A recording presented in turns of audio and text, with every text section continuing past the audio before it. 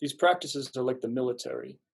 You go through boot camp, you go through training, you go out, on the fields, you have experiences, and you transform eventually. Um, but just by doing a couple of drills or doing a couple exercises on a weekend, you're not really going to become a soldier. Do you know what I mean? Yeah. These practices are an invitation to start to cultivate something within yourself, and it sharpens something in you when you bring a real intensity and discipline to it. You really do change who you are. Your posture changes, your voice changes, your breath changes, the way you approach and speak to people does change as a result.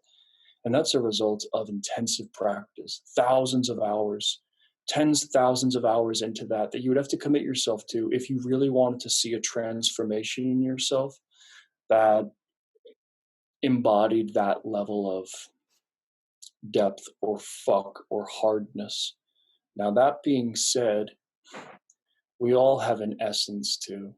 We all have a unique combination of qualities within us that you're always going to be emotionally more available than that guy. You are. For the rest of your life, I don't care what practices you do, unless something horrifically traumatic happens to you and your heart just closes and you become numb, I don't think you'll ever become that man or like that man, to be honest with you. And the worst thing that happens to men who get involved in this work is thinking they can develop these skills and masquerade as this embodiment of masculine machismo and deny their own essence in the process, what's true for them.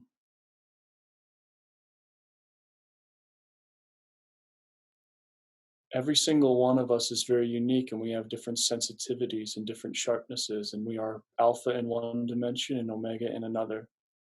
And the most beautiful thing we can do for ourselves is honor those qualities within us and bring consciousness and strength to each one of them and not be shameful about them or judgmental about them, but develop consciousness around them.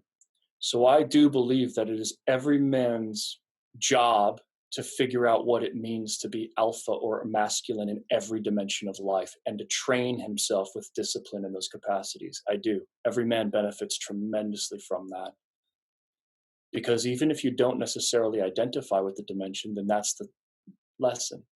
That's what you learned. Oh, wow, I don't actually identify with that aspect of it. I'm the reciprocal of that. And that's why I am drawn to these intimate partners that I am.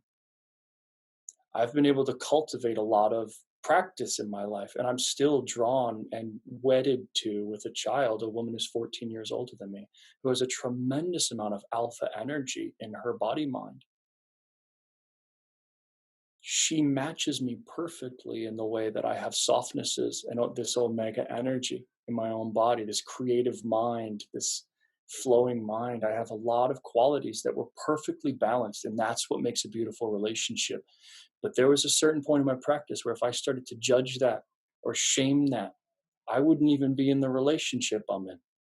Our relationship would have ended because of the dogma we would have attached to these certain things and the expectations. Oh, she needs to be fully feminine. I need to be fully masculine. That's not for most people. Everyone should learn what that means and how to do that. That's a valuable lesson. But you also have to be very considerate of yourself and feeling, and you bring your unique qualities to the relationship that really serve. And you're going to find with time who is a true fit, who is the real partner for you. I don't know if this person is it or not, but what you need to do at this time is continue your practices, be disciplined with them, but also accept that you're not going to be that guy and you probably never will be no matter how much you practice, and to love that part in you and to also fucking honor it. And if she can't honor it or doesn't want that, then that's a line in the sand.